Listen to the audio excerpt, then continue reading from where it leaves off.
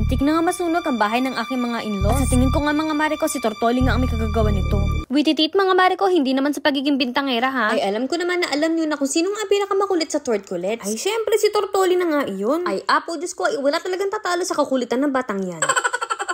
Dahil hindi pa nga vloggerist ang Maring Sisi noong taong 2018, magpapakita na lang ako ng mga videos nga ng Tortkulets dito habang kinukwento ko nga kung bakit nga muntik nang masunog ang bahay nga ng aking in-laws. Bali 2 years pa lang ako noon dito sa US. At pagkatapos ko ng trabaho, pag uwi ko ng bahay, abay nagulat ako. Ay pagbukas ko ng pinto, ay bakit ka ako parang may usok-usok? Sa pagod ko siguro galing ng trabaho, ay hindi ko nga agad naisip na ay baka may sunog or something. Pero kasabay na nga noon ay sa bahay nga ay napakaingay nga at tumutulog na nga kasi yung alarm. Ay yung fire alarm kinemerot bam ba? Ay hindi ko talaga alam mga mare ko sa oras nga na yun ay para bang napaka-slow. Ay siguro nga mga after 2 minutes or 3 minutes ko pa na-realize na ay shoot a mess, ay may sunog. At sa pagbukas mo nga ng pintuan ng bahay nga na yun, ang unang bubungan nga sa iyo ay yung hagdanan nga paakit nga ng second floor. At doon nga nagmumula ang sandamakmak nga ng usok. Bigla na nga talaga pumasok sa utak ko, ay naku yung mga pagong mo Maring Sisi, ano na, kailangan mong i-check. Maliliit pa kasi sila nung mga oras na yun mga mare ko, kaya nga naging kwarto nga nila yung isa sa mga kwarto doon. At ayun na nga, habang nga umuusok-usok na nga ang bahay, at sa sobrang pagmamahal ko nga sa Tortkulets, hindi ako nag-aalinlangan ay umakit talaga ako sa hagdan patungo nga sa kwarto nga nila. At pagbukas ko nga ng pintuan mga mare ko, ay apo Diyos ko, ay puro usok na nga talaga. At ang Maring Sisi talaga ay kabato 30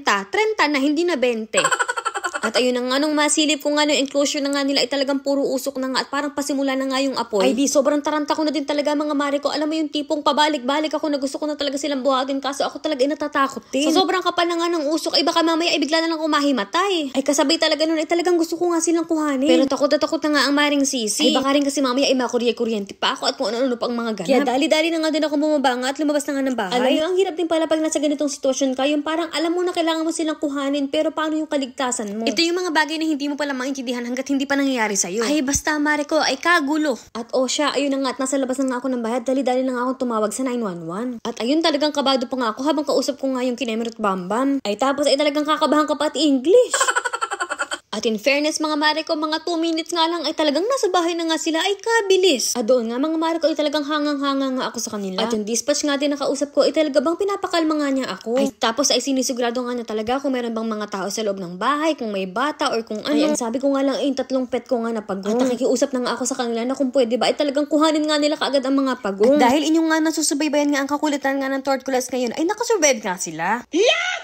At buti na lang din talaga mga mare ko pagkatapos nga ng aking trabaho ay umuwi nga ako kaagad. At kung talagang naglamyerda pa ako ay uuwi na akong ay talagang may apoy-apoy na. At hindi ko na talaga alam kung ano pang mangyayari sa Tortkulets kung ganun. At naisip ko nga na ito nga nangyari nga sa Tortkulets ay pwede ko na nga maging payo nga sa mga may alaga nga ng mga reptile. Na yung mga heat setup natin ay siguraduhin natin na hindi nga nila madudunggol or matatanggal or matutumba. Dahil ito nga yung naging rason kung bakit muntik na nga masunog ang bahay nga ng aking in-laws. Bugs, kita nyo nga ay talagang tostado nga siya At doon nga pala sa may araw doon nga ang kwarto nga ng Tortkulets dati. Ay siguro nga mga mare ko nung oras nga na iyan ay naglaro nga sila ng pasan-pasan at hindi naman namin inasahan na ito nga ay matatanggal at matutumba. At ang flooring nga ng kanilang enclosure ay yun nga nasunog na nga. Sabi nga ng fire department mga mare ko ay konting-konting kemot na lang talaga ay talagang magsisimula na nga daw ang apoy. Kaya itong nangyari nga mga mare ko ay naging isang malaking leksyon na nga din sa amin. At thank you talaga Lord at ligtas nga ang aking mga alaga at okay nga ang bahay. At hoy, ako si Ellie at ang Tortkulets nga pala ay may munting handog nga para sa inyo. Ay wititit at i-share at mag-comment ka nga lang sa video nga na ito. At kami ay mamimili kung sino ang bibigyan nga namin ng regalo.